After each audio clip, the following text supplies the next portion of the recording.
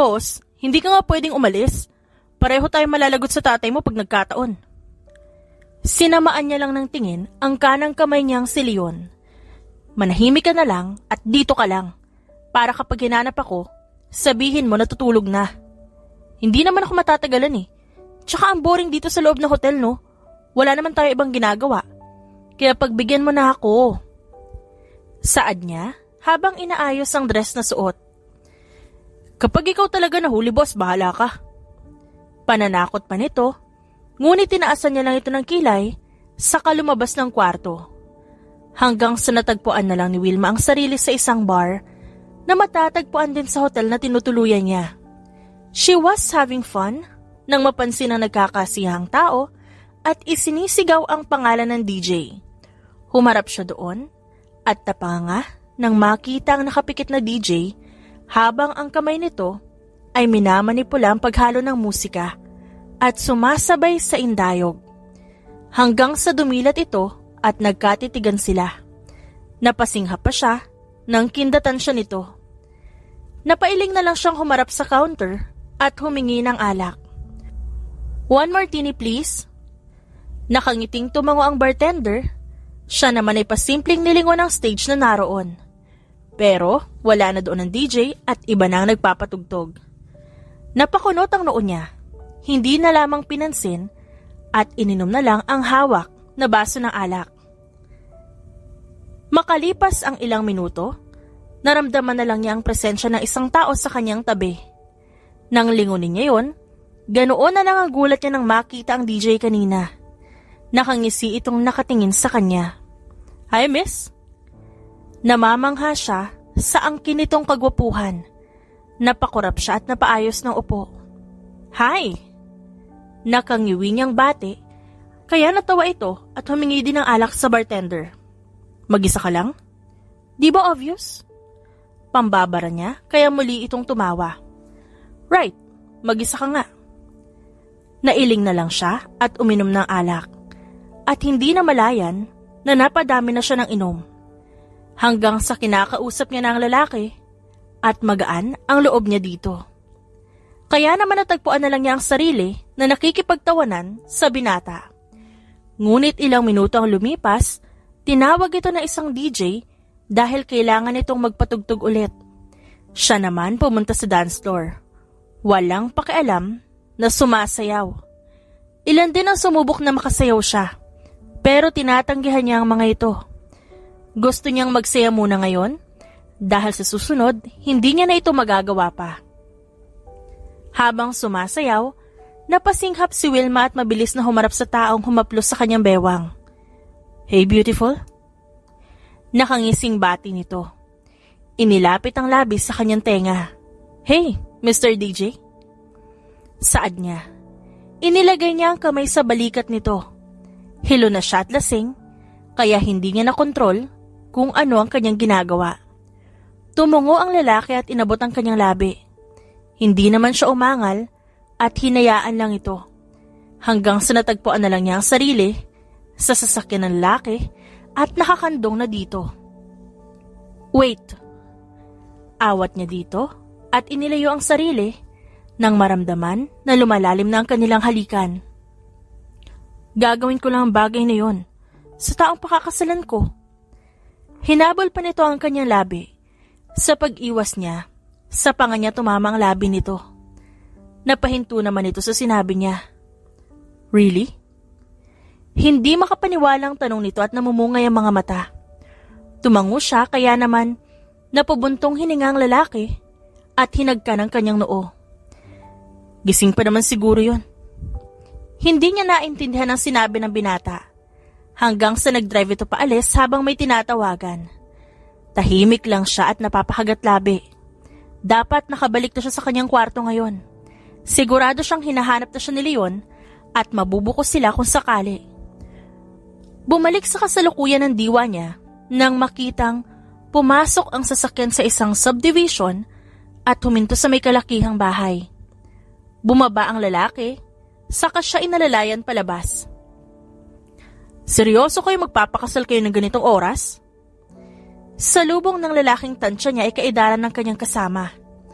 Nasa si Ninong Samuel? Tanong ng kanyang katabi at napatingin sa kanya si Samuel at ngumisi. Nasa loob si Daddy. At saan mo nadekwa tong magandang binibini, Michael? Nakangisi itong lumingon sa kanya at tinignan siya mula ulo hanggang paa. Napatingin siya kay Michael. Awang ang labi nang mapagtantong hindi niya pa alam ang pangalan nito. Manahimik ka na lang.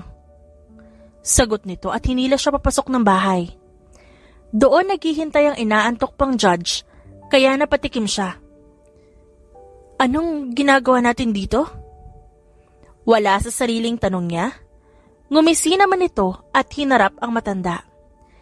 Ikasal mo po kami, Judge. Hindi pa rin siya makapaniwala sa narinig. Talagang tinutuon nito ang pagpapakasal. Lihim siyang napahinga ng malalim. Sigurado kayo? Hindi basta-basta ang kasal. Kapag ayaw nyo na, wala na. Sagrado ito. Kaya kung nadadala lang kayo ng inyong mga damdamin, mabuti pang pag-isipan nyo muna ng mabuti. Saad ng judge, kaya nagkatinginan silang dalawa. You want to get wed, right? Tanong ni Michael. Napakurap siya at napatango na lamang. Yes po. Ninong, ikasal niyo po kami. Sigurado na kami. Napatango naman ang judge at tinanong sila. Siguradong sigurado? Opo, sigurado po. Kung ganon, anong pangalan ng iyong nobya, Michael? Para masimulan na natin to at mukhang atat-tatat kayo maikasal. Naiiling nitong Saad. Nilingon naman siya ni Michael at bumaling sa kanya. Ano ang pangalan mo, love? Nanlaki ang mga mata nito sa tanong nito. Sinapak naman si Michael ng kanyang kaibigan. Ganon na rin siya. Dude, kakasal kayong dalawa, di mo alam ang pangalan niya? Oo nga, hindi mo alam ang pangalan ko? Mariin niyang bulong. Napapakamot naman ito ng batok at humawak sa kanyang bewang. Winnie? Awang ang labi niya at muli itong sinapak. Natatawa naman itong pinigilan ng kamay niya. Seriously? Hindi mo alam ang pangalan ko? Pinanliitan niya ito ng mata. Napanguso ito at nagisip. Waze? Hindi niya na napigilan at sinipa ito. Napatalo naman si Michael sa pag-iwas. Sorry na, love. Sabihin mo ng pangalan mo para maikasal na tayo. Nakangising Saad ni Michael. Inirapan niya ito at hinarap ang judge na nagtataka. Napatikim siya at pasimpleng kinurot ang tagiliran ni Michael kaya napadaing ito. Will Maiganya po. Tumango ang judge at sinimulan nito ang dapat gawin. Kausap ni Wilma sa cellphone si Leon. Habang naglalakad siya sa loob ng mall. Nakakunot ang noo niya dahil sa pag-ahanap sa butik na sinasabi ni Vera at hindi niya ito makita sa kahit anong sulok. Leon, sigurado kang tama ang mall kung nasan ako? Bakit di ko makita ang bruha na yon? Sigurado, boss. Yan ang mall na binanggit niya kanina. Sagot nito, kaya napabuntong hininga naman siya. Umikot siya at sinuyod ang bawat nadadaanan hanggang sa hindi niya namalayan at may nabangga siya. Napasinghap siya at mabilis na hinarap ang nabunggo at agad na pumalaho ng iyak ang nabunggo niyang bata. Mabilis niyang nilapitan ang batang babae. Sa tansya niya, nasa 3 o 4 na taong gulang ito. Ayos ka lang ba? Sorry, hindi kita nakita. Lumuhod siya at dinaluhan ito. Humihikbi itong nag-angat ng tingin sa kanya. May kung anong damdamin na lumukob sa kanya nang magkatinginan sila. Mommy! Umiiyak nitong sabi. Napalunok siya at hindi nakapagsalita. Mommy! Nagulat siya at hindi nakagalaw nang biglang dinamba siya nito ng yakap. Hindi ako ang mommy mo. Nawawala ka ba? Gusto mo hanapin natin ang mommy mo? Mahinahon niyang sambit. Hinaplos ang buhok nito at hinayaan na yakapin siya. No! You are my mommy? Bigla lumakas ang iyak nito. Nataranta siya at hindi niya alam ang gagawin. Shh! It's okay. Hahanapin natin ang mami mo. Sasamahan kita. Inalo niya ito at kinarga.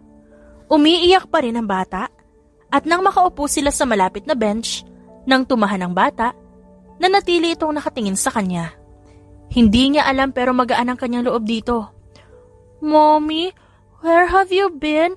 Matagal na po kitang hinihintay. Ang sabi po ni Daddy, you're busy. Nakalabi nitong Saad at napaawang naman ang kanyang labi. Napalunok at hinaplos niya ang buhok nito. Anong pangalan mo, baby girl? Sa halip ay tanong niya. Ngumiti naman ang bata. I'm Macy Grace po, Mommy. Did you forget it? Kumurap-kurap ang bata. Napatikim naman siya. Kasi... Macy, naku bata ka talaga. Sinabi ko sa'yo na huwag kang hihiwalay eh. Kanina pa kita hinahanap. Gusto mo talagang napapagalitan tayo ng tatay mo, no? May lumapit na babae kaya hindi na siya nakasagot pa. Kinuha nito ang bata sa kanya. At nang aabala ka ba na ibang tao, mamaya kapag dating natin sa bahay. Lagot ka talaga sa akin. Aatakihin ako sa puso dahil sa'yo eh. Nakalabi ang bata at naiiyak na nakatingin sa babae, saka lumingon sa kanya. Sandali, hindi mo kailangan sabihan ng ganyan ng bata. Nagtatagis ang bagang nasabat niya. Marahas na lumingon ang babae sa kanya. Pasensya ka na miss, pero labas ka sa usapan namin. At pasensya na kung naabala ka na alaga ko. Nalingat lang ako kaya nawala siya sa akin. Tumango siya at tinignan ng bata na nakayuko na ngayon. Nalulungkot man, kailangan niyang magpaalam. Nang umalis si Macy kasama ang bantay nito, nilingon siya ng bata at naiiyak. Napailing niya ang ulo. Napalunok din siya at winaglit ang naging tagpo. Ate Wilma, ba't ang tagal mo? Kanina pa ako naghihintay dito, oh. Stress na ang beauty ko. Nailing na lang siya sa reklamo ng kapatid at kinuha niya ang dala nitong paper bags at nauna nang lumabas. Thanks for coming, ate. Hindi ko kasi madadala lahat to eh. Maputi na lang at malapit ka dito. Ang hunghang kasi na yan, nakipag-date at hindi ako sinamahan. Tukoy nito sa kanang kamay, kaya tumango lang siya at hindi kinibo. Naglalakbay pa rin ang kanyang isipan sa naging tagpo nila ni Macy kanina. Gusto niya itong makita at masiguro na maayos ang lagay nito.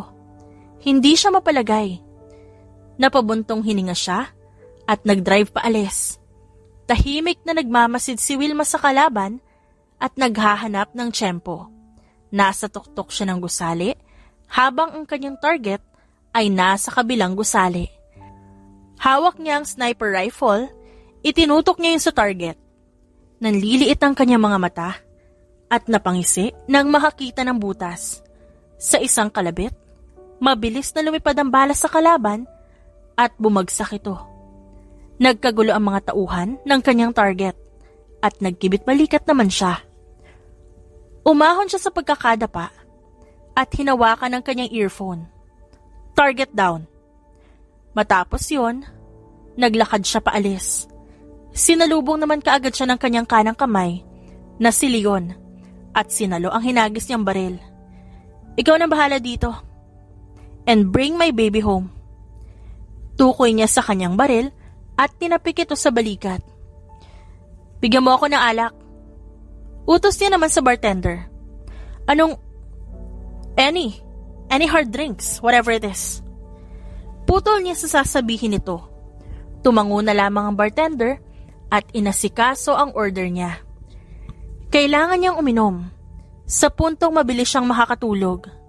Kailangan niya yon dahil ayaw niyang dalawin ng masamang panaginip. Ilang araw na siyang walang matinong tulog kaya kailangan niya to. Miss, lasing ka na. Saad sa kanya ng bartender. Ngumisi lang siya dito at umiling. Bigyan mo pa ako. Utos niya, ngunit umiling ang bartender. Hinampas niya ang counter at hinila ang kwelyo nito. Bibigyan mo ako o ipapainom ko sa'yo lahat yan? Boss! Lumapit na si Leon at pinigilan ng amo. Kanina pa siya doon at nagmamasid lang. Palaging ganito ang eksena nila. Lalo na at halos walang pahinga si Wilma. Iuuwi na kita, boss. Nilingon siya ni Wilma. Leon, kailangan ko pa ng alak. Namumungay ang mga matang saad niya. Humawak pa sa braso nito. Yes, boss, pero ihahatid muna kita. Sa kondo ka na uminom. Bibigyan kita kahit anong gusto mo. Nakangising tumango si Wilma at pumikit. Hinayaan niyang kargahin siya ni Leon palabas ng club at dalhin sa sasakyan. Mulat ang mata ni Wilma at nakatingin sa labas ng sasakyan. Malungkot siyang umiti. Nakasandal ang ulo sa bintana hanggang sa maramdaman niyang mainit na likido na umaagos sa kanyang pisngi. Mabilis niya yung pinunasan at pumikit ng mariin. Huminga siya ng malalim hanggang sa tuluyan siyang nakatulog. Boss, hindi tayo pwedeng umalis. Mapapagalitan tayo pareho. Pigil ni Leon sa kanya. Tinaasan niya lang ito ng kilay. Kung malalaman nila, umalis tayo, di ba? Pero kung hindi, edi hindi. Boss, kung ayaw mong sumama, edi ako na lang, dito ka. Tawagan mo ako kung may dumating. Mabilis na ako, promise. Tinaas niya pa ang kaliwang kamay. Sinamaan siya nito ng tingin. Kaya natatawa niyang itinaas ang kanang kamay. Oh, promise nga, babalik ako agad.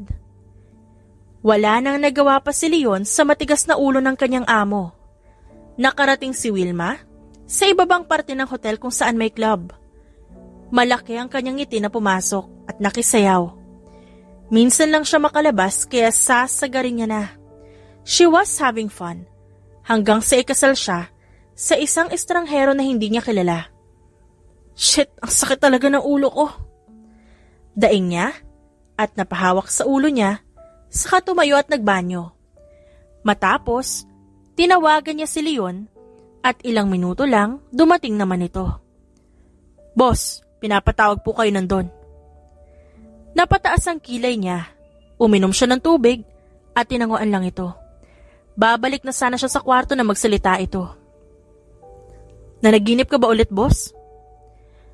Napakunot ang kanyang noo at hinarap si Leon. Hinawakan niya ang ulo nang medyo sumakit yon. It's just a stupid nightmare. Walang bago doon. Sagot niya. Tumango naman si Leon. Yung kinasal ka, boss. Tapos wala na. Oh, ba't parang mas invested ka pa sa mga panaginip ko? Pinanliitan niya ito ng mata. Napaayos ito ng tayo at tumikim. Hindi, boss, Nagtatanong lang ako, curious lang. Tinitigan niya pa ito kaya naman napapakamot ang ulo na tumalikod si Leon. Siguraduhin mo lang na wala kang tinatago sa akin, Leon. Wala, boss. Ikaw nga meron. Sagot nito at binulong ang huling sinabi. Tay, nandito na po ako. Bati niya sa ama at bahagyang yumukod bilang paggalang. Maupo ka, anak, at may pag-uusapan tayo. Saad nito. Naupo naman siya at nagsimula itong ipakita sa kanya ang ipinapagawa nito. Tay, nagpunta ba tayo sa Bacolod dati? Tanong niya matapos ang meeting nila. Napahinto ang kanyang ama at tinignan siya. Seryoso ang mukha nito at umiling. Hindi pa tayo nakakapunta doon, anak. Gusto mo bang pumunta? Hindi naman po. May napapanaginipan po kasi ako nagpunta tayo doon. Tapos tumakas ako sa hotel room kahit sinabi mong hindi ako pwede lumabas. Natatawa niyang sagot. Nakatingin lang ang ama niya at nagtagis ang bagang nito. Iwaglit mo sa isipan niya mga napapanaginipan mo.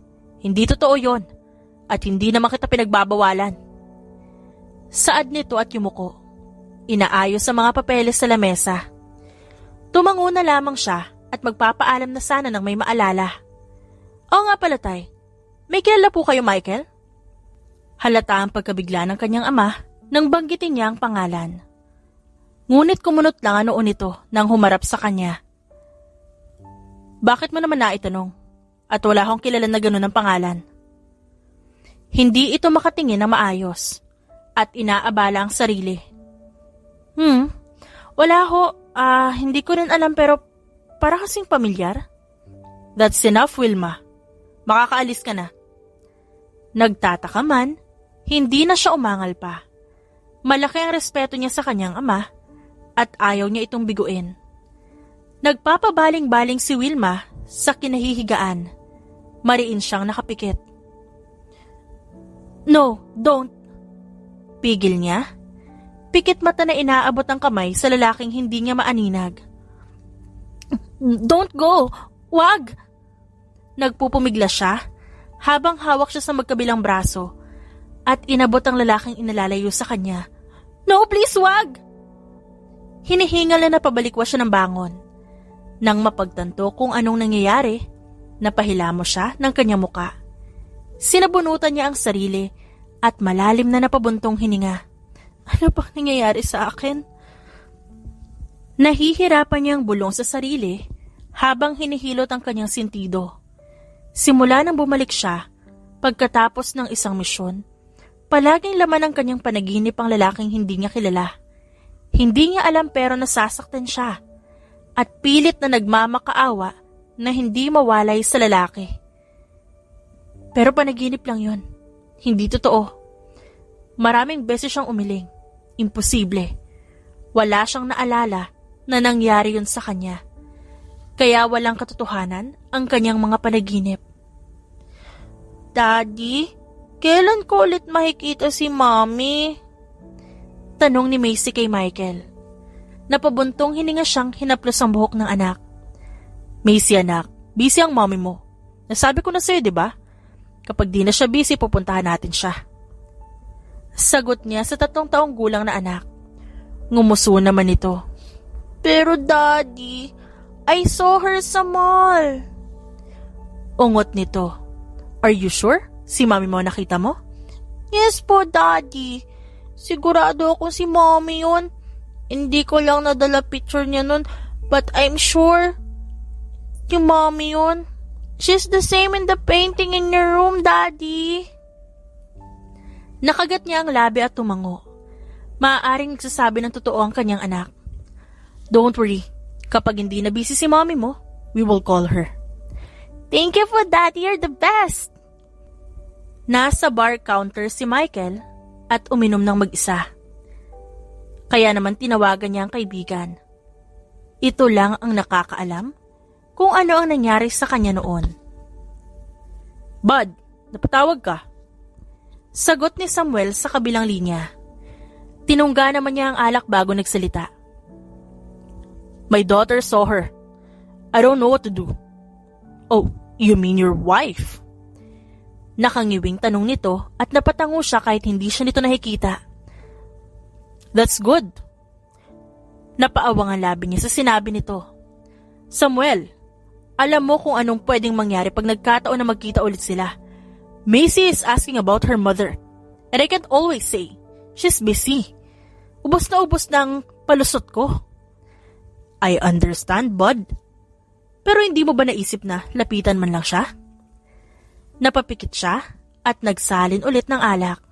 Para saan pa? Hindi niya din naman ako kilala. She totally washed me out in her memories. At wala akong magawa. Alam ko, bud. Pero baka naman may rason kung bakit hindi niya kayo maalala. Sabi mo nga kahit sandali lang kayo nagkasama noon, naramdaman mo mabait at maaasahan siya. Na hindi tumatalikod sa responsibilidad. Malay mo may nangyari. Kaya wala siyang maalala. Eh di ba nga pinaglayo kayo ng tatay niya? Hindi sa sinasabi kong may kinalaman ng tatay niya ha. Basta mag-isip ka. Lumalaki na ang anak mo at maghahanap talaga yun ng nanay. Napabuntong hininga na lang siya at napaupo sa bar stool. Hindi ko alam, Samuel. Nahihirapan din naman ako. Akala mo ba hindi ko sinubukan na lapitan siya? Ilang beses kong sinubukan pero lagi akong bigo. Bud, hindi man natin kayang kalabanin ang angkan nila, at least kaya mo ipaglaban na mag-ina mo. Kaya nga tayo nagtayo ng samahan, di ba? Para sa mga ganitong pangyayari. Huwag ka mag-alala, kasama mo kami. Kaya mag-isip ka. Kung hahayaan mo na lumaki ang anak mo na walang nanay, ikaw din ang kawawa. Huwag mong hayaan na mangyari yun. Huwag mong hahayaan na mabuhay ang asawa mo sa kasinungalingan ng pamilya niya. Nagtagis ang bagang niya sa sinabi nito. Nanatiling nakakuyom ang kanyang kamao at inihampas yun sa counter. Lalapitan ko siya one of these days. Hahanap lang ako ng tiyempo at sasabihin ko sa kanya, sana lang maniwala siya sa akin at huwag niya ako itaboy. Good luck, bud. Sabihan mo lang ako kung kailangan mo kami para masabihan ko yung iba at kailangan nating maghanda. Kung plano mong sabihin yun sa asawa mo. Dahil panigurado makikialam na naman ang tatay nun. Yes, sasabihan kita. Thanks, bud. Natapos ang tawag at nakatingin lang siya sa kawalan. Inalala kung bakit sila humantong sa ganitong sitwasyon, kung bakit hindi niya kasama ang asawa niya ngayon. Ilang araw silang nagkasama ni Wilma noon at naging masaya naman sila. Ngunit isang araw, biglang dumating ang ama nito. Layuan mo ang anak ko, hindi kayo nababagay sa isa't isa. Mariing utos nito. Umiling si Michael at pilit na kumakawala sa mahigpit na hawak. Hawak siya sa magkabilang kamay ng mga tauhan nito. Si Wilma dapat nagdedesisyon yan, sir. At mahal ko po ang anak niyo. Kaya hindi ako papayag na maghiwalay kami. Ngumisila mga matanda at lumapit sa kanya. Hinawakan ng kanyang panga. Hindi mo na makikita ang anak ko. At kung mahal mo pa ang buhay mo, umalis ka na. Hindi ko iiwan ang asawa ko. Determinado niyang sagot. Napaubo siya ng malakas nang suntukin nito ang kanyang tiyan. Hindi valid ang kasal niyo kaya tumigil ka na. Magsasalita na sana siya nang biglang dumating si Wilma. Humahangos itong lumapit sa kanila. Tay, ano bang ginagawa niyo? Manahimik ka, Wilma. Hawakan niyo yan. Mariing utos ito sa mga tauhan. Lahat naman ang gusto niyo sinunod ko Pero wag naman sana pati ito papakaalaman niyo pa. Nagsusumamong pakiusap ni Wilma. Umiiling siyang nakatingin sa asawa. Hindi mo alam ang sinasabi mo, Wilma. Aalis tayo dito at sasama ka sa akin pag uwi. Hindi ko ako sasama. Gusto ko ang buhay na meron ako dito ngayon, tay. Kaya sana pagbigyan niyo na ako. Hayaan niyo na ako dito. Hindi nakinig ang ama ni Wilma at nagtagis ang bagang nito at inutusan ng mga tauhan na paglayuin sila. Mula sa araw na yon, hindi niya na nakita pa ang asawa. Nagulat na lang siya nang lumapit ang ina nito sa kanya at ibinigay sa kanya si Macy. Nagulat pa siya noon at hindi akalaing magkakaroon sila ng anak. Samantala, napakunot ang noon ni Wilma nang mamataan ang pamilyar na lalaki. Nasa hotel siya ngayon na pag-aari ng kanyang kaibigan. Hindi niya ito kilala pero may kung ano siyang nararamdaman. Napahawak siya sa kanyang bandang puso. Halos kumirot yun habang nakatingin sa lalaking papalapit sa kanya. Nang makalapit ito sa kanya, tumayo ito sa kanyang harapan at mariin na nakatitig sa kanya. I need to talk to you. Seryosong saad nito. Napataas ang kanyang kilay sa sinabi nito. Do I know you? Napalunok ito at ngumisi kalaunan. Yes. Napakunot ang noo niya sa sagot nito. Magsasalita sana siya nang magsalita ulit ito. Wife. Napaawang ang labi niya at hindi makapaniwala sa sinabi nito. Excuse me, sir. Mali kayata ng nilipitan. Seryoso ako, Wilma. At hindi ko magagawang magbiro sa ganitong sitwasyon. Kailangan mong sumama sa akin. She needs you. Nagsusumamo nitong saad, ngunit hindi niya alam. Ngunit may kung anong sakit siyang nararamdaman sa kanyang puso. Ano ba sinasabi mo? Hindi kita kilala? Umalis ka na bago mo pa pagsisihan na nilapitan mo ko. Seryosong sambit niya, ngunit umiling lang ang lalaki. I am already risking my life just to talk to you right now. Pero wala akong pakialam, buhay ng anak natin nakasalalay dito. Kailangan ka niya, kaya pakiusap sumama ka sa akin. No, nahihibang ka na, hindi nga kita kilala eh. At tumigil ka na kasasabi na may anak tayo. Naiinis na sagot niya, nilapitan nito at kinwelyuhan. Si Macy. Sambit nito. Napaawang ang labi niya sa narinig. Naalala niya ang batang nakilala niya sa mall noon. Hinahanap ka niya. Kailangan ka ng anak natin. Mangiyak-ngiyak nitong sambit. Nagkatitigan sila at hindi niya alam pero nasasaktan siya. Paulit-ulit na kumikirot ang kanyang puso. Hindi! Malakas niyang tinulak ang lalaki. Hinihingal siya sa galit. Nangingilid na din ang kanyang luha at hindi niya maintindihan kung ba't niya yun nararamdaman. Napayuko siya at biglang sumakit ang kanyang ulo. Napapikit siya at napahawak dito. Wilma! Nag-aalalang lumapit sa kanya si Michael. Napaangat ang tingin niya dito. May luhang nalaglag sa kanya mga mata pero umiling siya. Magsasalita na sana siya. Ngunit gano'n na lang ang panlalaki ng kanyang mga mata nang makita ang red dot sa ulo ni Michael. Hindi siya nagdalawang isip na lapitan ito at dambahin para sa isang yakap. Sabay silang natumba, kasabay ng biglang pagkabasag ng salamin sa dingding. Napamura siya at ganon din si Michael. Masama ang tingin na nilingon niya ang pinanggalingan ng bala. Galing yun sa katabing gusali. Nanliliit ang mata niya nang makitang may tao roon at mabilis ding nawala. Nagkagulo ang paligid, puno ng sigawan at nagtatakbuhan ng mga tao dahil sa nangyari. Ayos ka lang? Nag-aalalang tanong nito sa kanya. Saka inalalayan siya nitong tumayo. Ayos lang ako. Sagot niya, saka kinuha ang cellphone at tinawagan ang kanang kamay. Leon, there's a sniper in the next building kung nasan ako. Copy, boss. Sakto pala. Nandito ako ngayon at nautusan ako ni Boss Vira. Pero boss, ikaw ba ang target o ang kasama mo? Saad nito at mabilis na tinahakbakit ang gusali. Hindi na nagulat pa si Wilma kung alam ni Leon na may kasama siya ngayon.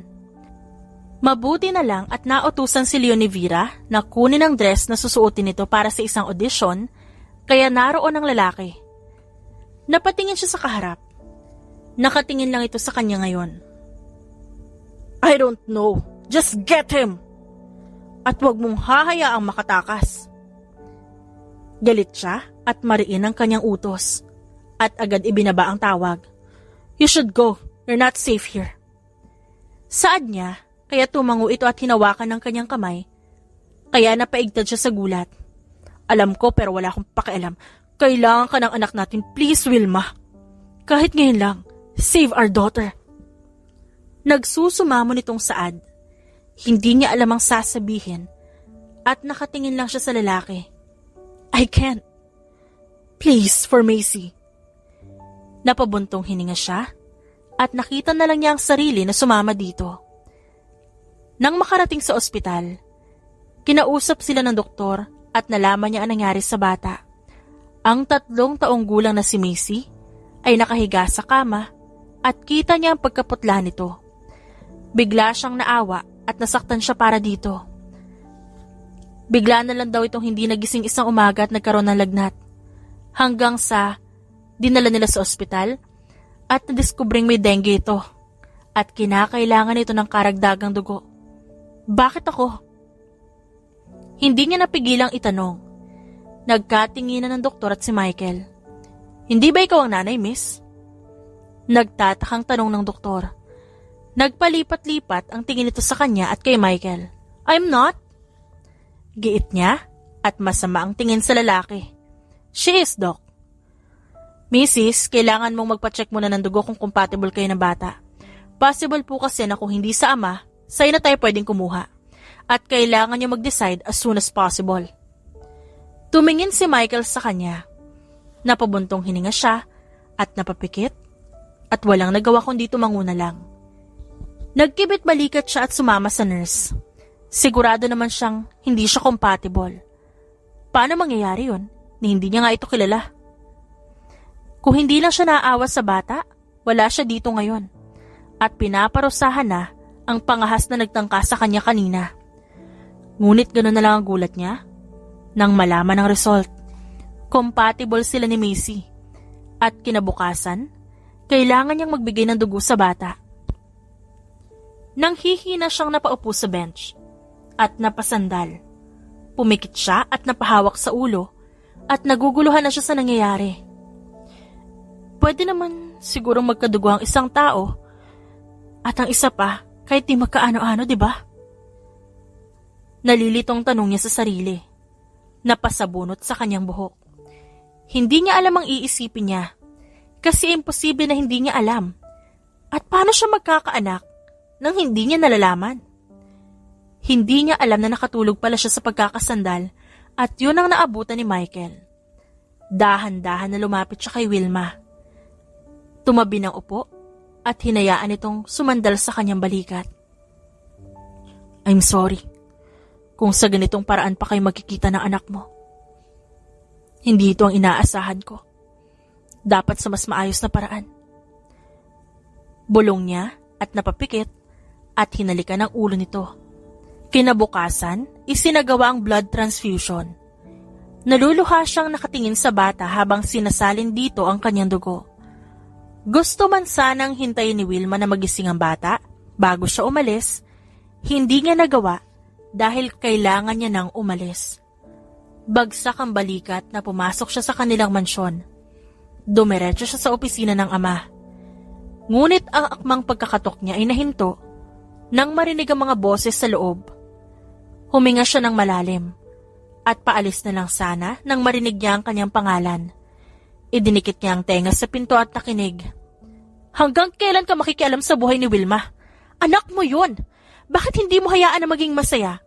Hayaan mo na ang anak mo, kailangan din siya ng anak niya. Pero imbis na yun ang gawin mo, tinangka mo pang patayin ng tatay. Hanggang saan ba ang gagawin mo para malayo ang anak mo sa pamilya niya? That's just a warning, Wilhelmina. Sa susunod na lapitan niya ang anak natin, hindi lang yun ang mangyayari sa kanya. Bigla siyang napaayos ng tayo sa narinig. Ano ang pinag-uusapan ng kanyang mga magulang? Naguguluhan siyang nakatitig sa pinto. Kakatok na sana siya para magtanong, nang bigla itong bumukas at lumabas ang umiiyak niyang ina. Wilma, anak? Gulat nitong sabi at mabilis na nagpunas ng luha. Kanina ka pa ba dyan? Ngayon lang po, kararating lang. Bakit po kayo umiiyak, Nay?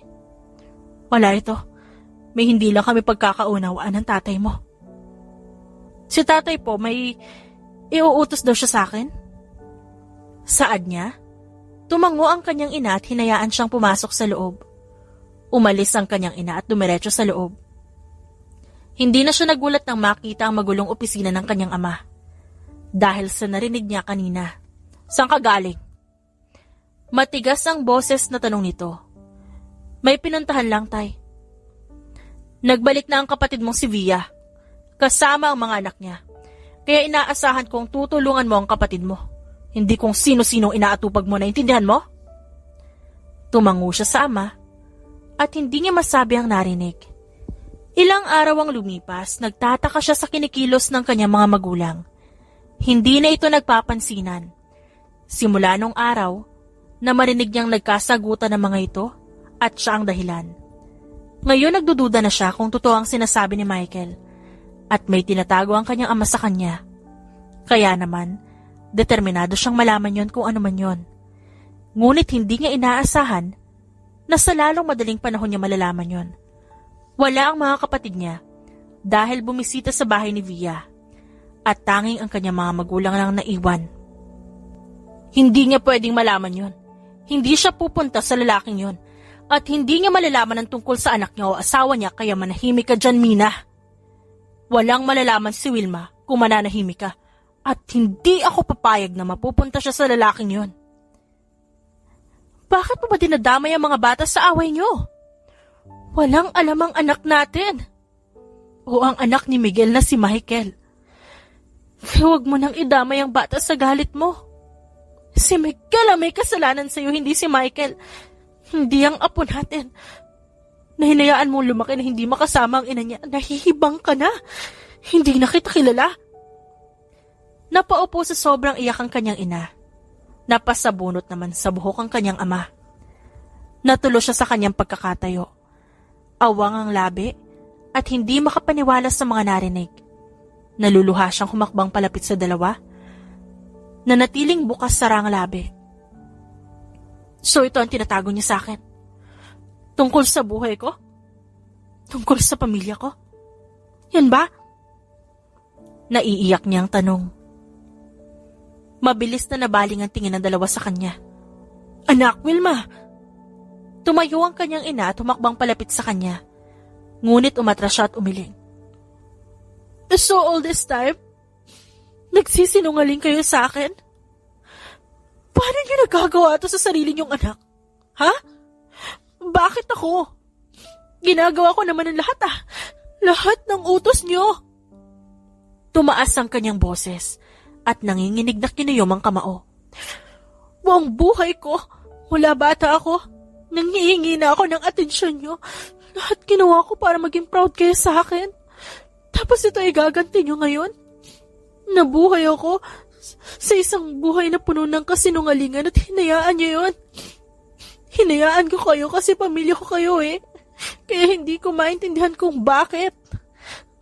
Bakit kailangan ko maramdaman to? Anak, wala kang maalala matapos ang nangyari sa'yo sa Bacolod. Matapos ang aksidente. At tungkol sa anak mo, binigay namin siya sa asawa mo para maalagaan habang wala kang maalala. Sana mapatawad mo kami, anak. Nagsusumamong saad ng kanyang ina. Umiling siya at nilingon ng kanyang ama na nagtatagis ang bagang. Tinatanong kita. Ilang beses kitang tinanong.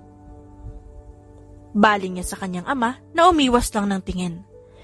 Palagi kang umiiwas? Maraming pagkakataon na pwede niyong sabihin sa akin na nangyari. Ang anak ko, lumaki na hindi ko man lang nakasama, Nay. Habang ang mga kapatid ko kasama nila yung mga anak nila. Paano niyo na-attempt na mawalay ako sa anak ko habang alagang-alaga niyo ang iba niyong apo? Habang ang anak ko nangungulila sa ina niya. Tuluyan na siyang umiyak. Napaupo sa sahig at tinakpan ng muka. Wala siyang marinig mula sa kanyang ama. Umiyak lang siya at naalala ang mukha ni Macy. Bigla siyang tumayo at huminga ng malalim at pinakalma ang sarili. Tinignan niya ang mga magulang na hindi makapagsalita. Hindi ako makapaniwala na magagawa niyo ito sa akin. Anak niyo rin naman ako O anak niyo nga ba ako? Biglang bumaling sa kanya ang atensyon ng mga magulang. Naiiyak na humakbang ang kanyang ina palapit sa kanya. Kasi hindi ko maramdaman Parang sabit na ako sa pamilyang to. Anak, huwag mo sabihin yan. Anak kita, mahal na mahal kita. Hinawakan ng kanyang ina ang kanyang magkabilang pisngi. Umiling siya at napakagat ng labi. Hindi ko maramdaman, Nay. Tapos ngayon, pinagkait niya pa sa akin ng pamilya ko. Umiiyak na sabi niya. Hinawakan niya ang kamay nito at inalis sa kanyang pisngi. Huli na to. Hindi ko na kaya manatili sa pamilyang to. Habang ang mga kapatid ko masaya sa buhay nila kasama ang mga anak nila. Ito ako, pinagkaitan niyo. Kaya mula ngayon, pinuputol ko na kung anumang ugnayan natin. Anak, hindi. Anak, huwag mo sabihin yan. Huwag, anak. Umatras siya habang umaabante ang kanyang ina para hawakan siya. Huling sulyap sa mga magulang niya bago siya tumalikod sa mga ito. Kasabay ng pagtalikod niya sa kanyang pamilyang pinagkakatiwalaan niya, na siyang sisira din pala sa kanya. Hindi nag-aksaya ng oras si Wilma at tinawagan ang numero ni Michael. Noong bumisita siya sa ospital para kay Macy, binigyan siya nito ng contact number. Magkita tayo. Saad niya na sumagot ang lalaki. Pinipilit niyang kumalma. Wilma, ayos ka lang ba? Ba't ganyan ang boses mo? May nangyari ba? Tell me your address. Ako nang pupunta dyan. Sa halip ay saad niya. Napubuntong hininga ang lalaki at saka sinabi ang address.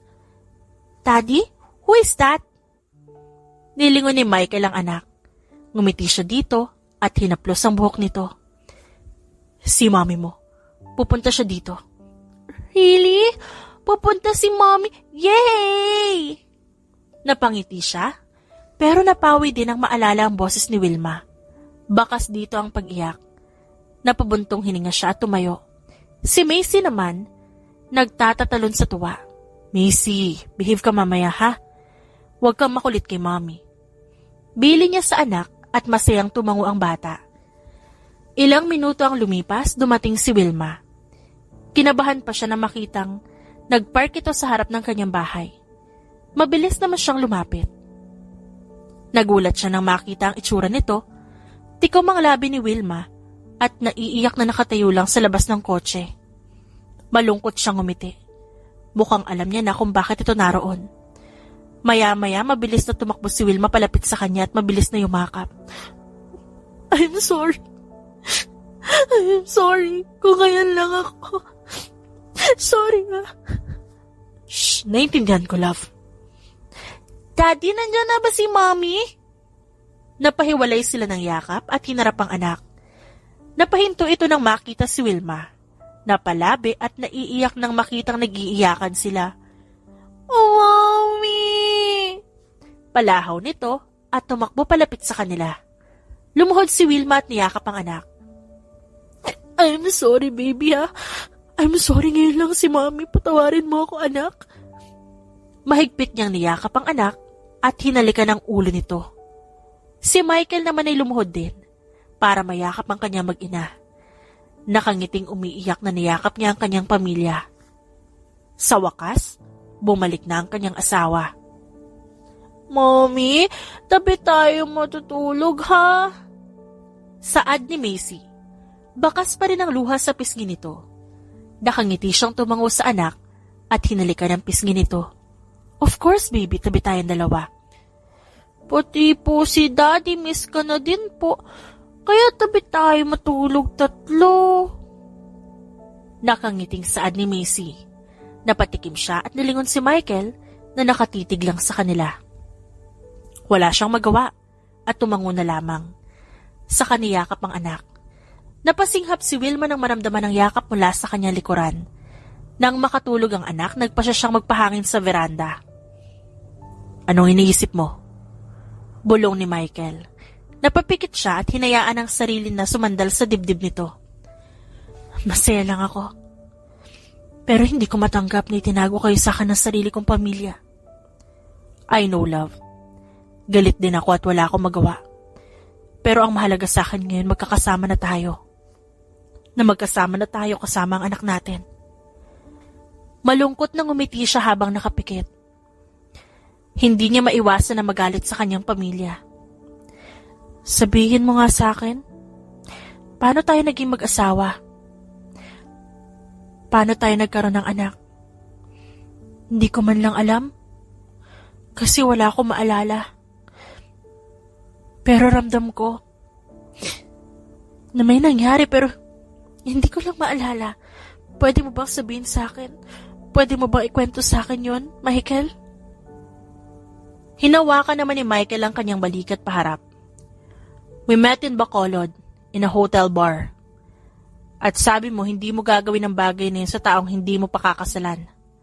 Kaya pinakasalan kita. Nakangiti nitong pagkukwento. Natawa siya at hinampas ang braso nito. Seryoso ba? Natatawa niyang tanong. Tumango ito at kinuha ang kanyang kamay at hinalikan. Yes, love. At sa honeymoon natin, doon nabuo si Macy natin. Nakangiti nitong Saad, kaya napailing siya at piningot ito. Seryoso kasi. Seryoso ako, love. Doon nga nabuo si Macy. Magaling ka kasing mga shut up! Ang bastos mo! Tinakpan niya ang tenga at natawa naman ito. Bigla ay parang nakita niya ang sarili na ginagawa ang sinabi nito. Good morning, Mommy! Masayang bati ni Macy at nakangiti niyang niyakap ang anak at hinalikan ng paulit-ulit ito. Good morning, ladies! Breakfast in bed! Sabay silang napatingin sa pinto. Nang pumasok doon si Michael, bitbit ang kanilang umagahan. Napakagat siya ng labi nang makitang jeans lang ang suot nito at napaupo siya sa kama at napatitig sa katawan ng asawa. Hindi niya namalayan ang pagtitig doon kung hindi lang siya nito tinapunan ng tissue.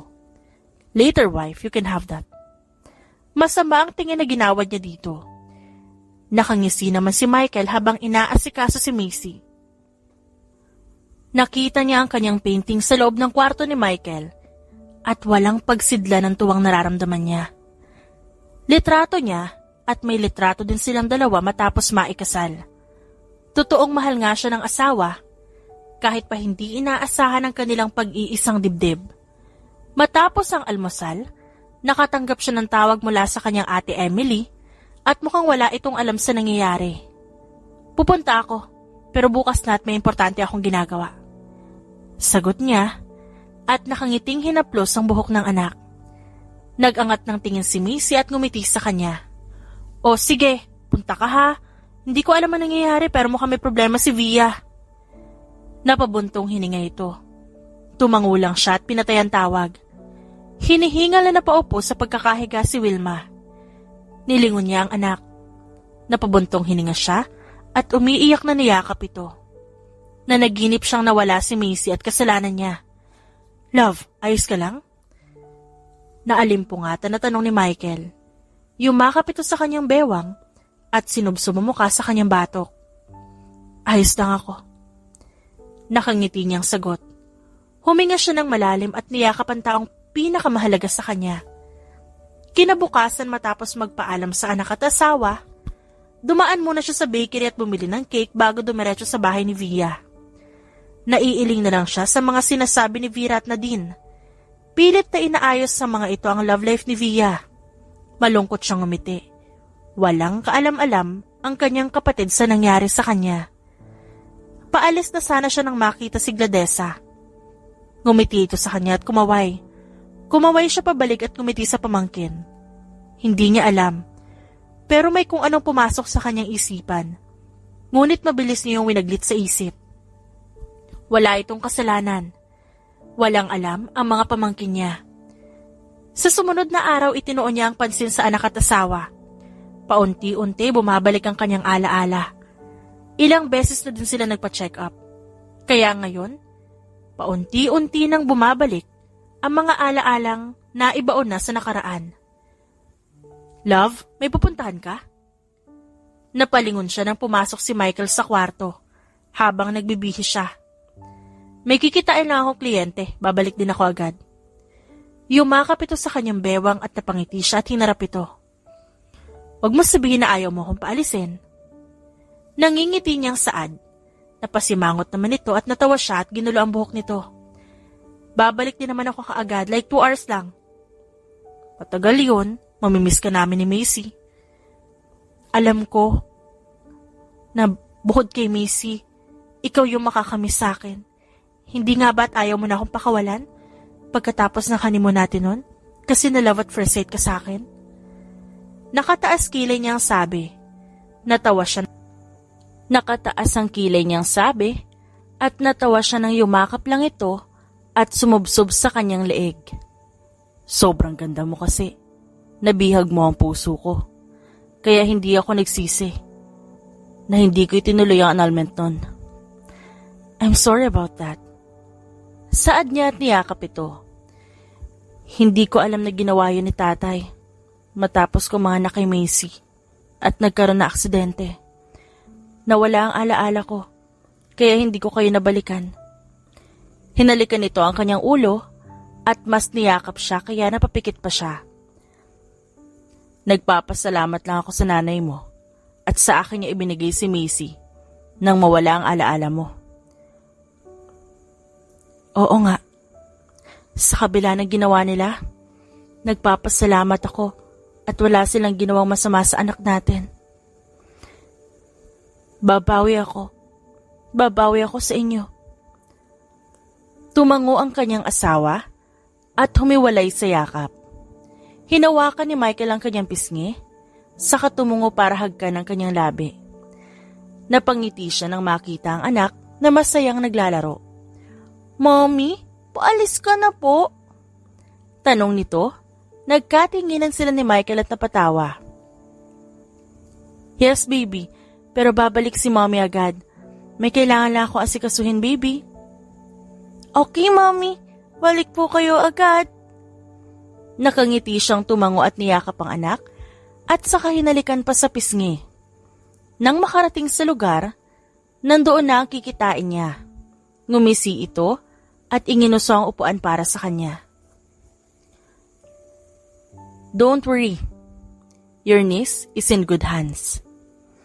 Nakangisi nitong saad, kaya tumango lamang siya. Siguraduhin mo lang. Kilala mo ako. At ayaw mo naman siguro akong kalabanin. Seryoso niyang saad sa katumayo. Tumango ang kausap niya at tumayo na din at inilahad ang kamay pero hindi niya ito tinanggap. A deal is a deal, Misiganya. Alam niya sa sarili niya na mali ang gagawin. Pero may nagtutulak sa kanya na gawin yon. Nangingibabaw sa kanya ang galit at wala siyang pakialam kung sino ang madadamay. Kahit kasama na ang pamilya, palagi siyang nananaginip na may kukuha sa kanyang anak at asawa at nanunuya ang kanyang mga kapatid dahil kasama ng mga ito ang sarili nilang pamilya at masaya. Kaya ngayon siya maghihigante. Nakuha na ang bata. Hindi ka magsisisi, Wilma. Huwag ka mag-alala at ibabalik din namin ang pamangkin mo. Katulad ng kasunduan natin, tatakutin lang natin ang tatay mo. Na hindi dahil may kapangyarihan siyang magawa ang lahat, magagawa niya ang gusto niya. At huwag kang mag-alala. Mukhang nagugustuhan ng pamangkin ko ang pamangkin mo. Shut up! Basta siguraduhin mo hindi mapapahamak si Gladesa. Siguraduhin mo na maaalagaan siya ng maayos at huwag niyo siyang sasaktan. Alam mo kung paano ako magalit, Osaka. Nagtatagis ang bagang nasambit niya at napapikit at huminga ng malalim. I know, Misiganya. Makakaasa kang maaalagaan siya at hindi masasaktan. Nakangising sagot ng taong kaharap niya. Tumango lamang siya at nilisan ng lugar. Love, ayos ka lang? Tanong ni Michael. Ngumiti siya at tumango. Oo naman, ba't hindi? Tinitigan siya nito, kaya mas nilaparan niya ang ngiti. Stop it. Huwag mong pilitin ang sarili mong ngumiti kung hindi totoo. Saad nito, at unti-unting naglaho ang ngiti sa kanyang labi at napatikim. Ayos lang ako, huwag mo ako intindihin. Tumalikod siya at naglakad papunta ng kusina para maghanda ng merienda ni Macy. Alam ko may problema ngayon sa pamilya niyo. Gusto mo ba samahan kitang pumunta? Yumakap ito sa kanyang likuran at napakagatlabi siya at sumandal dito. No, dito lang tayo. At hindi ko pa nasasabi sa kanila ang tungkol sa inyo ni Macy. Tumango naman ito at hinalikan ng kanyang ulo. Dahil sa pagkawala ni Gladesa, nagkagulo ang kanilang pamilya. Kinailangan niya magpunta sa mansyon at doon niya naabutan ang tatlo niyang kapatid na sina Vera, Chrissy at Emily. Hindi makausap ng matino si Via. Si Danilo naman sumama na sa paghahanap. Ba't pa kailangan mangyari ito sa pamilya natin? Galit na sambit ni Chrissy at napaiwas naman siya ng tingin. Mahahanap natin si Gladesa. Kung kinakailangan halughugin ng buong Pilipinas para mahanap siya. Nagkakamali sila ng binanggang pamilya. Dahil sa oras na mahuli ko sino may gawa nito, mata lang niya ang walang latay sa kanila. Pinapangako ko yun. Hinampas ni Emily ang counter. Napailing naman siya at tumayo. Kailangan ko na umalis. Paalam niya. Saan ka naman pupunta? Alam mo nagkakagulo at nawawala ang pamangkin mo. Nilingon niya si Emily na masama na ngayon ang tingin sa kanya. Umayos siya ng tayo at hinarap ang tatlong mga kapatid. I don't think I'm needed here. Kaya uuwi na lang ako. Kibit balikat niya. Napakunot noon naman ang mga ito. Ate Wilma, wala ka na bang ibang uuwian eh? At napapansin ko hindi ka na nauwi dito sa mansyon. Huwag mo sabihing may ka-live-in ka na. Ano ang pangalan nun? Nakangusong napaisip naman si Vera. Minsan na kasi nitong nakita na magkasama sila ni Michael. May ka-live-in ka? Napatayo si Emily. Siya naman napaupo ulit. Wala akong ka-live-in pero asawa meron. Baliwala niyang sagot. Nang tumingin siya sa mga kapatid, awang ang labi ng mga ito at bakas ang gulat sa narinig. What the heck? Si Chrissy naman na napatayo na din. Si Emily napaupo dahil sa gulat. True? Paano ka nagkaroon ng asawa na hindi sinasabi sa amin? Hindi makapaniwalang tanong ni Vera. Lumapit ito sa kanya at niyugyug ang kanyang balikat. Alam ba ito nila nanay at tatay? Sa wakas, ay tanong ni Emily nang makabawi sa pagkabigla. Oo naman. Nakangisi niyang sagot. Napailing ito at tumayo, umalis nang walang paalam. Ilang buwan ang lumipas nang hindi nahahanap si Gladesa. At ngayon, nakakaramdam na siya ng guilt. Sa araw-araw na kasama niya ang anak, hindi niya kakayanin kung ano man ang dinadanas kayo ng kanyang kapatid na si Via. Palagi itong umiiyak at hindi makausap. "Mommy, I love you." Napangiti siya nang yakapin siya ni Macy at hinalikan sa pisngi. "I love you too so much, my love." Sagot niya at niyakap ito. Napabuntong hininga siya at pumikit. Nang sumapit ang gabi, nagdesisyon siyang puntahan kung nasa ng pamangkin. At dahil kilala siya ng tauhan ni Osaka, mabilis siyang nakapasok. "Iuwi niyo na po ako, ayoko na dito." Napahinto siya nang marinig ang tinig ng bata. Napalunok siya at muling humakbang. Hanggang sa narating niya kung nasa ng pamangkin at nagulat pa ito na makita siya. "Auntie Wilma! Auntie Wilma!" Sigaw nito at mabilis na tumakbo palapit sa kanya. Nabato siya sa kinatatayuan. Umiiyak si Gladesa at nagsusumbong ito. Napakurap siya at tumulo ang kanyang luha. Napalunok siya at niyakap ang pamangkin dahil nakaramdam siya ng paninikip ng dibdib. "I'm sorry. Patawarin mo ako." Tanging nasabi niya habang yakap ito. Nang kumalma sila pareho, sinenyasan niya ang mga tauhan na iwan muna sila. Mahigpit ang yakap sa kanya ni Gladesa at ayaw bumitaw. "Auntie, uuwi na po ba tayo? Namimiss ko na po sila mama at papa pati po si Glenn. Uwi na po tayo, ayoko na po dito." Hinawakan niya ang magkabila nitong pisngi at pinunasan ng luha. "I'm sorry, Gladesa, pero hindi pa pwede." "Bakit naman po hindi pwede? Hindi po ba ako hinahanap nila mama? Si papa po?" Naiiyak na naman ito na saad. Samantalang umiling siya at niyakap ang bata. "I'm sorry." Lumipas ang taon, naging maayos ang pagsasama nila ni Michael kasama ang kanilang anak. Kahit may pag-aalinlangan at gusto niya nang ibalik si Gladesa ay hindi niya magawa. "Happy birthday, Macy!" Bati niya sa anak at hinalikan ito sa pisngi. "Happy birthday, baby!" Bati naman ni Michael. Nakangiti siyang niyakap ang mag-ama. Nagkaroon ng salo-salo sa kanilang bahay. Naroon ang kanyang mga kapatid at mga pamangkin. Natutuwa siya at malugod na tinanggap ng kanyang mga kapatid ang kanyang mag-ama. "Grabe, ang ganda ni Macy, mana si Ate Wilma."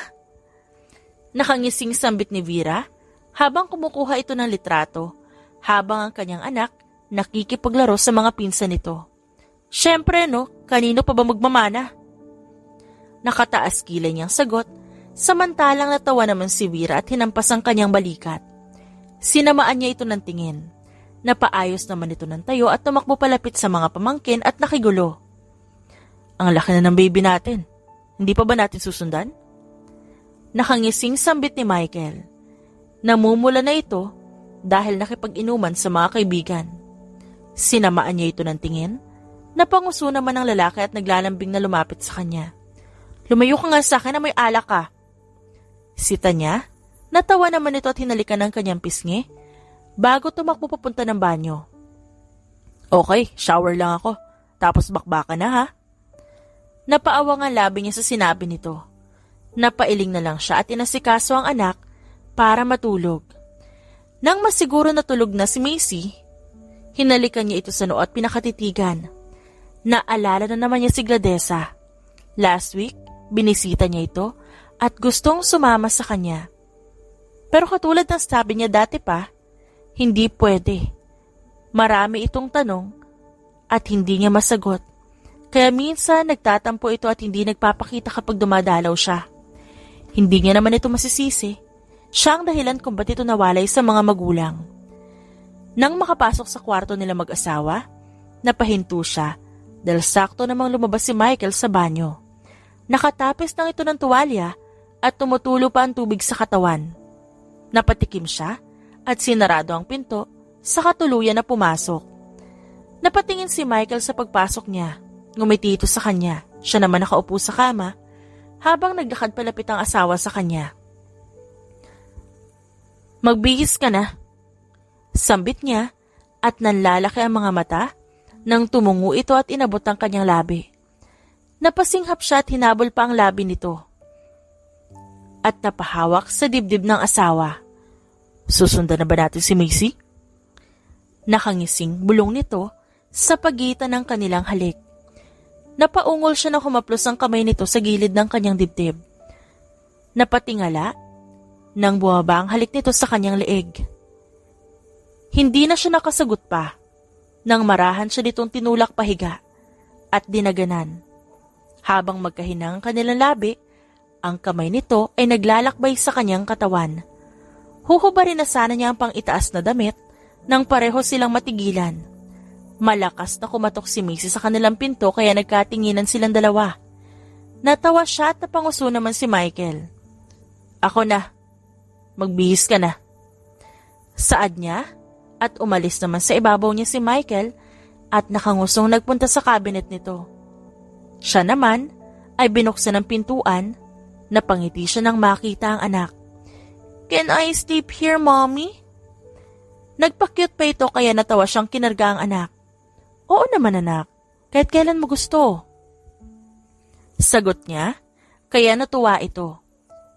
Napalingon sila pareho kay Michael na nakabusangot at nakabihis na rin ito. What happened to Daddy, Mommy? Bulong na tanong ni Macy sa kanya. Natikom niya ang labi at lihim na natawa. Don't mind your dad, anak. Matutulog na tayo. Macy, baby? Di ba big ka na? Tanong ni Michael at sumampa sa kama. Napanguso naman si Macy. Yes po, but I want to sleep here. Pabayaan mo na. It's still her birthday anyway. Nagdadabog na nahiga naman si Michael. Good night, Mommy. Good night, Daddy Pangit. Natawa siya at hinalikan ng noo ng anak. Humarap si Michael sa kanila at niyakap silang pareho. Kalaunan akala niya nakatulog na ito. Pero laking gulat niya nang hinaplos ito ang kanyang bewang. Pinanlakihan niya ito ng mata. Nakangisi lang ito at bumulong. Banyo later. Napasinghap siya sa sinabi nito. Nilingon ng anak at mabuti na lang tulog na din to. Manahimik ka nga, matulog ka na dyan. Saway niya, ngumisi lang ito at naiiling siyang pumikit. Love. Naalimpungatan si Wilma nang maramdaman ng yakap sa kanya at marahang paghalik sa kanyang pisngi at labi. Nagmulat siya at nadatna ng nakangising asawa. Napairap siya at tatalikod na sana nang pigilan siya nito. Love, let's make love please. Pinigilan niya ang ungol ng maramdaman ng haplos ni Michael sa kanyang katawan. Wala na siyang nagawa at nagpaubaya sa asawa. Nakita na lang niya ang sarili sa loob ng banyo at umuungol sa sarap. Daddy, pati pa po nagigising si Mommy. Ihatid niyo ako ng school, diba? Narinig niyang bulong ni Macy kaya minulat niya ang isang mata. Nakita niyang inaasikaso na ni Michael ang anak para sa eskwela. Nakabihis na ito at sinusuklian ni Michael. Yes, baby, pero Mommy is tired. Ako na muna maghahatid sa'yo, okay? Nakangusong tumango si Macy sa ama at napangiti siya at bumangon na. Sa kanyang pagbangon, sabay na bumaling ang atensyon ng kanyang mag-ama sa kanya. Mommy! Mabilis na lumapit si Macy at lumundag sa kama. Natawa naman siyang sinaluang anak at hinalikan sa ulo. Good morning, baby. Masigla niyang pagbati at napanguso naman ito. Why? Sabi ni Daddy, you can't hatid me sa school kasi you're tired. Napangiti siya kay Michael. Tinaasan naman niya ito ng kilay sa kahinarap ang anak. No, baby, ihatid ka ni Mommy. I promise you, diba? A promise is a promise. Matapos maihatid ang anak sa school, naghiwalay silang dalawa ni Michael. Pumasok kasi ito ng opisina. Siya naman, nagpa siya na dalawin ng pamangkin. Ngunit ganun lang ang gulat niya nang hindi na ito makita doon. Shit! Nasaan sila? Frustrated niyang tanong sa sarili. Napasabunot siya sa sariling buhok. Inilibot niya ang paningin sa buong lugar. Ngunit wala nang bakas doon. Kagat labis siyang naiiyak, nahampas niya ang dibdib sa inis. Matamlay siyang bumalik sa bahay at naabutan si Michael na matamang nakatingin sa kanya. Huminga siya ng malalim, saka naglakad palapit sa asawa. Saan ka galing? Seryoso nitong tanong. May inaasikaso lang. Sagot niya at nagpunta sa kusina para uminom. Sumunod naman ang asawa sa kanya. Anong inaasikaso mo, Wilma? Napakunot ang noon niya na nilingon nito. Nagtatagis ang bagang ni Michael. Sa tingin mo ba hindi ko malalaman kung anong ginagawa mo? Kinabahan siya. Naglumikot ang kanyang mata at umiwas ng tingin. Ano ba sinasabi mo? Your niece. Saan mo siya dinala? Naniga siya sa sinabi nito. Naikuyom ang kamao at napakagatlabi. Di ko alam ang sinasabi mo. Humakbang siya paalis, ngunit nahawakan nito ang kanyang braso. Napatigil siya at kunot noo itong nilingon. Ano ba? Please, stop this, love. Itigil mo na to. Masaya na tayong namumuhay kasama ang anak natin. Hindi mo na kailangang maghiganti sa walang muwang na bata. Stop! Pigil niya dito. Iwinaksi ang hawak nito sa kanya. You don't know anything. Just stop! Nanginginig siya sa galit. Hindi lang sa nangyayari, kung hindi sa sarili. Alam niyang may kasalanan siya. Alam niya yon. At walang araw na hindi niya pinagsisisihan ang ginawa. Ngunit huli na ang lahat. Hindi niya na alam kung paano maitatama ang lahat. Naramdaman na lang niya ang yakap ni Michael sa kanya. Kaya hindi niya na napigilan ng umiyak. Ibinuhos niya ang lahat ng sama ng loob. Lahat ng hinanakit niya at kung bakit niya nagawa ang bagay na yon. I'm sorry. Ayun lang ang nasabi niya. She's guilty. Hindi niya alam kung anong mukha pa ang ihaharap niya sa mga kapatid kapag nalaman ng mga ito ang kanyang ginawa. Inamin niya sa asawa ang ginawa niya. Maging ang alitan nila ng kanyang mga magulang. Sinabi niya ang lahat sa asawa. Binuhos niya ang lahat ng sama ng loob dito. Shh! Magiging maayos din ang lahat. Tutulong ako. We will find her. Pang-aalo ni Michael sa kanya, tumango lamang siya habang naiiyak pa din. Ilang taon nang lumipas, naging mailap siya sa kanyang mga kapatid at nag-focus sa paghahanap kay Gladesa. Naging makasarili siya at hindi maganda ang kinahantungan nito at pinagsisisihan niya yon at habang buhay niyang pagsisisihan. Isang umaga, halos mawalan siya ng malay sa balitang hatid ni Michael. We found her. Saad ni Michael, nang hina ang tuhod niya at muntik ng matumba. Mabuti na lang at nasalo siya nito. Naiiyak na yumakap siya sa asawa. Oh God, thank you. Walang sinayang na oras sa mag-asawa at pinuntahan ang pamangkin niya. Hindi siya mapakali habang papalapit sa lugar kung nasan si Gladesa. Nakita siya nagpapalaboy-laboy sa kalsada, tinahabol ng kung sino. Mabuti na lang at nakita ni Samuel at tinulungan. Hindi pa niya alam na pamangkin mo ang nakita niya, pero kasama niya si Vera kaya nakilala. What? Gulat na nilingon niya ito, awang ang labi. Kasama siya ni Vera ngayon, at hindi daw nagsasalita si Gladesa. Saad pa nito, kaya napaiyak na naman siya. Umiiling-iling siya at sinabunutan ng sarili, pero pinigilan siya ni Michael at niyakap. It's my fault, kasalanan ko. Humahagulhol na sambit niya. Umiling si Michael at hinalikan ang kanyang ulo. No, love. Stop blaming yourself. You've been torturing yourself for years. Tama na. No, kundi ko lang sinabi kay Osaka. Kundi ko hinayaan na makuha nilang pamangkin ko. Hindi siya malalayo sa mga magulang niya eh. Hindi niya mararanasan ang naranasan niya ngayon. Nagalit ako sa mga magulang ko dahil sa ginawa nila sa akin, pero ginawa ko din sa pamangkin ko. At sa kapatid kong si Via. Anong pinagkaiba ko sa demonyo, Michael? Sama-sama kong tao, sama ko. Gladesa, uuwi na tayo. Makikita mo ng mama at papa mo, pati si Glenn. Gusto mo yon? Naabutan nilang kinakausap ni Vera si Gladesa at nakaupo ito sa hospital bed at may mga galos. Napakagatlabi siya. Kumura para pigilan ng luha. Saan ka ba galing ha? Ang tagal ka naming hinanap. Pero in fairness, ang ganda mo na. Dalaga na ang pamangkin ko. Siguradong matutuwa ang mga magulang mo. Hinahaplos ni Vera ang ulo nito at nakatingin lang si Gladesa sa tiyahin. Biglang napunta sa kanila ang tingin ni Gladesa at nanlaki ang mga mata nito. Auntie Wilma?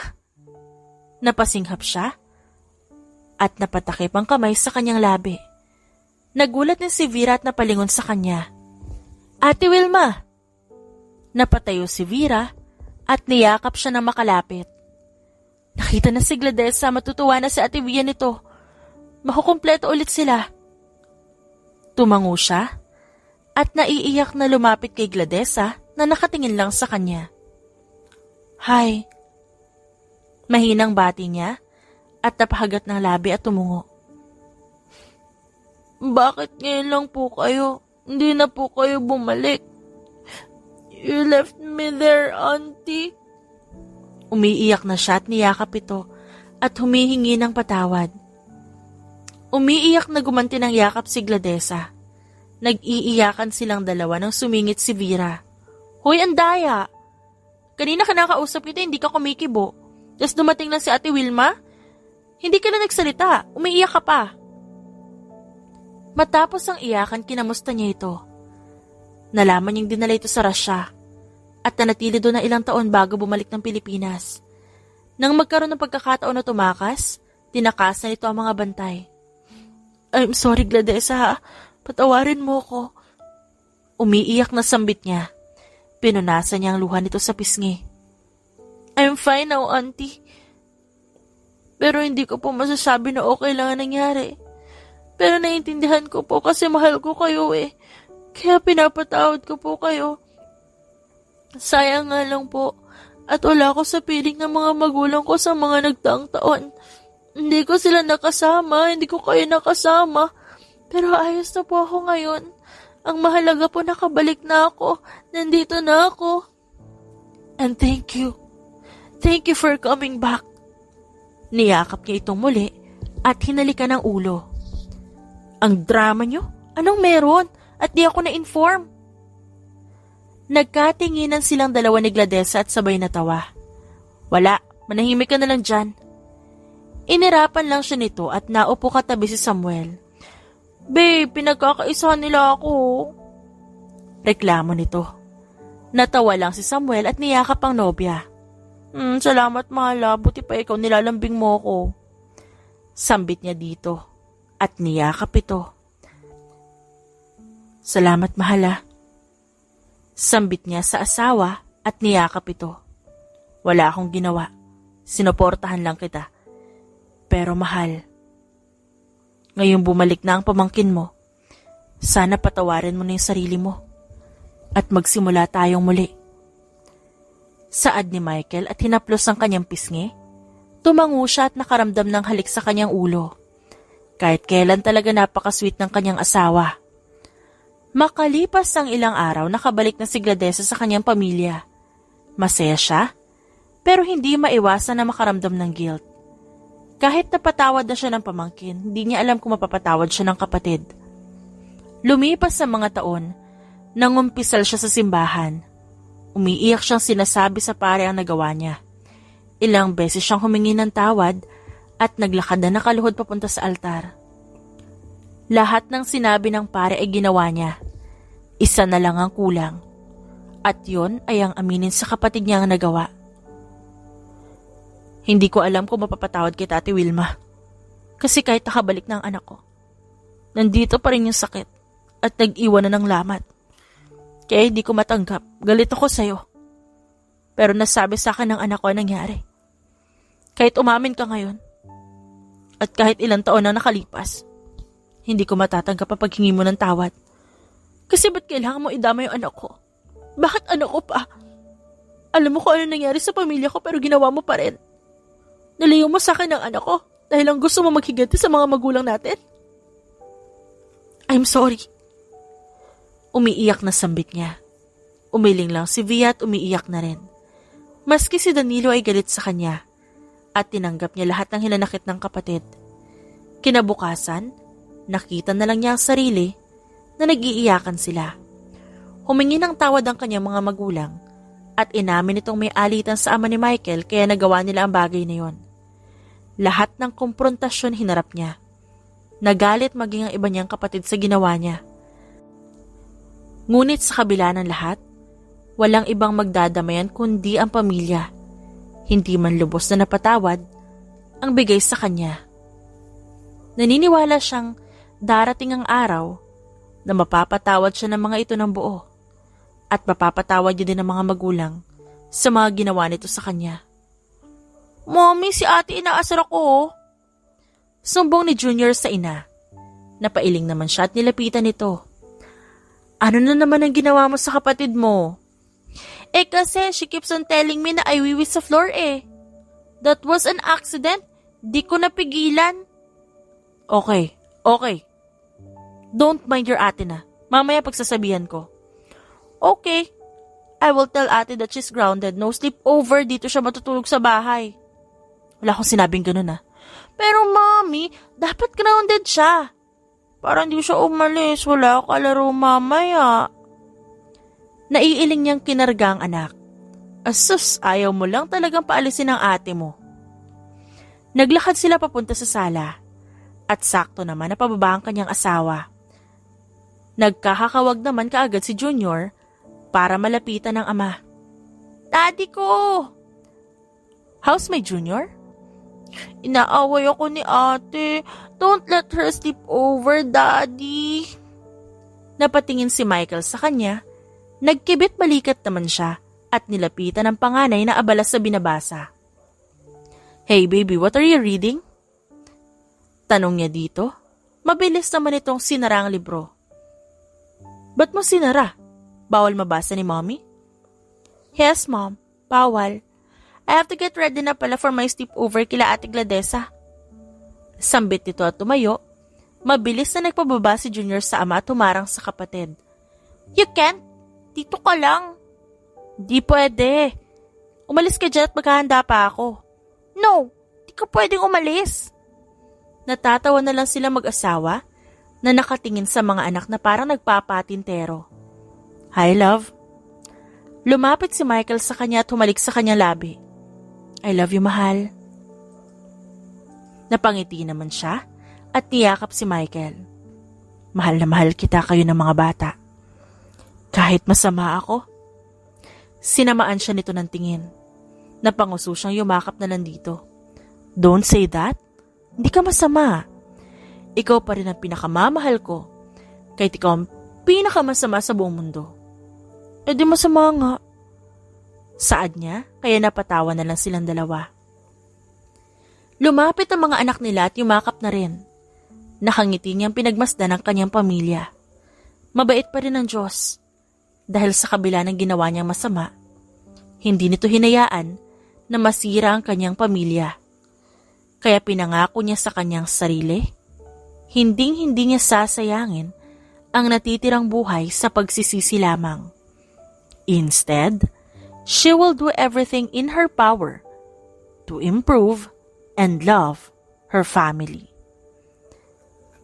The end.